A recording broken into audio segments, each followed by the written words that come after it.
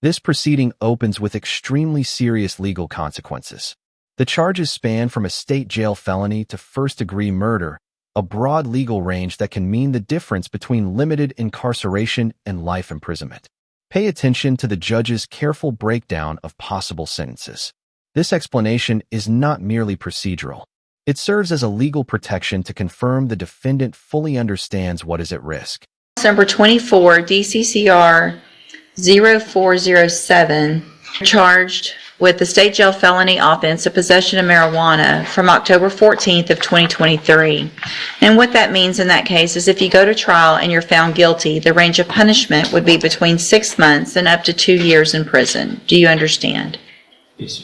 So again, in 24 DCCR 0917 and 0918, you're charged in each of those cases with the first-degree felony offense of murder from January 10th of 2024. The indictment in each of those cases alleges that you were previously convicted of robbery, a second-degree felony, October 26th of 2018, and also unlawful possession of a firearm by a felon on that same date.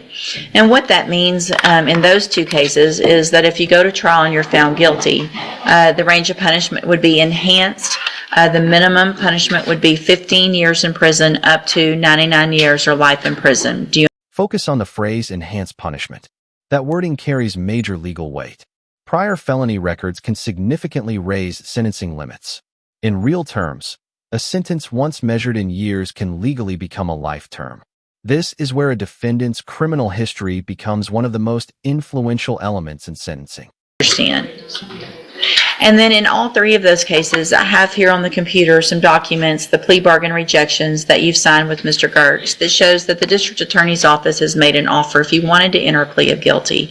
And it looks like the agreement would be for a 45-year term in the institutional division of the Texas Department of Corrections in the two murder cases, and I guess a 2-year term in that state jail felony that would run concurrently. All of them run at the same time. Do you understand the possible consequences if you go to trial and what your options are if you wanted to enter pleas of guilt? This is a point that often surprises those watching. Turning down a 45-year plea deal may sound unreasonable, but when faced with the possibility of life imprisonment, some defendants decide to take their chances at trial. It is a decision involving extreme risk with consequences that can reshape the entire case. And do you want to reject those offers and have all of your cases set for trial? Okay, we'll get those cases set for trial. Obviously, if there are any pre-trial issues or legal things that we need to take care of prior to. I'm sorry, give me just 2 seconds, Judge.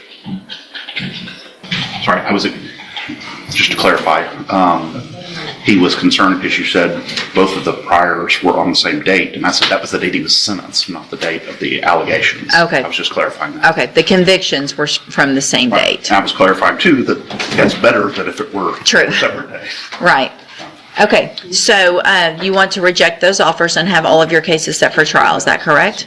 Okay, then we'll get it set on the trial docket. Obviously, if there are any legal issues that we need to take care of ahead of time, get whatever you need to filed so that we can take those up prior to any trial date. That way there's no worries when we get to a trial of going forward or not. And All right. Judge, I don't know if Mr. Coleman has decided on behalf of the state if he plans to try both of the murder cases together. The marijuana is a separate, totally separate incident, and whatever happens with that is what's going to happen. I don't think that's the concern. But I just want to. The state intends to file, if we haven't already, a motion to consolidate these 2 cases in trial. Okay, you've already filed it. Okay. Good. Okay. So we would anticipate trying both of them at the same time. Perfect. Okay, sounds Okay. good then. Thank you, Judge. All right, you may go back with the bailiff. Thank you, Judge. Thank you. Thanks, Judge.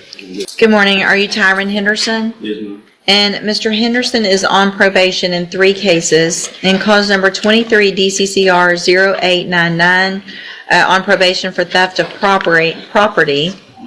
In cause number 21-38934, on probation for evading arrest or detention with the use of a vehicle. And then in cause number 22-39131, on probation for unauthorized use of a vehicle. There have been motions to revoke filed in all 3 of these cases. Mr. Rennick has filed motions asking that I set bonds. Okay, so the theft of property is a straight probation. These other two are both deferreds. So just by the nature of looking at the dates, without getting too far into this, it appears that he was on probation for the evading and the unauthorized use, and then received another probation while he was on those for the theft of property. Is that correct? That's correct. And those other ones were continued Yes, that's right. after that violation. Okay. And there are no bonds set. At this stage, the court's focus moves to a different defendant. This is where probation violations take on critical importance. Many view probation as a mild penalty, but legally it is a strict contract with the court. Violating its conditions can result in swift and severe outcomes. Mr. Smith, I'll get to you, Mr. Rennick, real quick, but what is the state's position on bonds? The only concern I have, Judge, is the fact that he is on probation and committed a new felony offense. In fact, he's on probation, got deferred, and has committed a new offense. So in those motions, the allegations are, one, a new arrest for evading arrest or detention with a vehicle, an arrest for reckless driving, both of those from March 23rd of 2025, failure to provide verification of community service, out past curfew at 3:35 a.m., behind in his fees, and restitution. All right, do you want to call your client?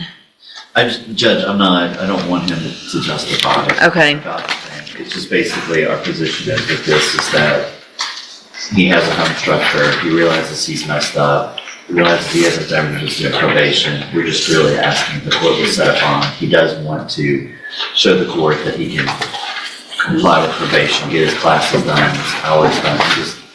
Because he has 3 clients. I'm not worried about classes or hours. I'm worried about the fact that you're still getting arrested for the same thing that you're on probation for. And you've already been put on probation and given an opportunity. You violated the law. You got another opportunity, and I continue you, and now there's some more violations. Based on those, and I'm taking judicial notice of the court's file, includes the motions, the administrative hearings. At this time, I feel that it isn't, especially with the nature of the offense alleged and what he's on probation for, with an evading with a vehicle, which is, it's dangerous. You could hurt somebody, you could kill somebody, you have officers out there. Anyway, I'm going to find that it is in the best interest of the community that there be no bonds. The ruling to deny bond carries serious significance. Judges usually weigh 2 key considerations: the risk posed to public safety and the chance of repeat offenses or failure to return to court. Here, repeated arrests and similar allegations clearly play a decisive role in the decision. Your cases, we will set these for whatever y'all want to on an announcement. If he's going to plead not true, we can have a hearing first on the motions and then move forward on the trial later if that's the... Judge, with that ruling, what I'm going to do is I'm going to try to with Mr. Smith this week and see if there's something we can do to work this out quickly. So Okay. Just get something figured out as quickly as we can. Okay, sounds good. We'll do a normal reset at this time. If something happens prior to that, just let me know. We can always move it up. You can go back with the bailiff. All right, sir, are you Lentavius Strickland? And Mr. Strickland, you were previously in court, entered pleas of guilty to evading arrest or detention with the use of a motor vehicle, as well as unauthorized use of a motor vehicle. I've received the pre-sentence report and reviewed that. Has everyone had an opportunity to review that? Yeah, Your Honor. Stay has, Judge. Are there any additions or corrections? Judge. None from the state, Judge. In addition to that, I have reviewed your jail incident reports. Everyone's been given a copy of those as well. Have y'all both had an opportunity to review those? Yes, Judge. I have, but I don't remember. 4 fights. Yes. Oh, yeah. You like to fight, don't you? You don't? You don't? Okay. I can tell you that I have people in front of me all the time, and they're not doing what you're doing, constantly fighting. And the way these reads, it does not necessarily show that you weren't the aggressor. It doesn't show either way on some of them, but it looks like these were some pretty mutual things going on. specifically finding places to fight, getting in the bathroom to fight so you can't be caught and all that kind of nonsense. How old are you?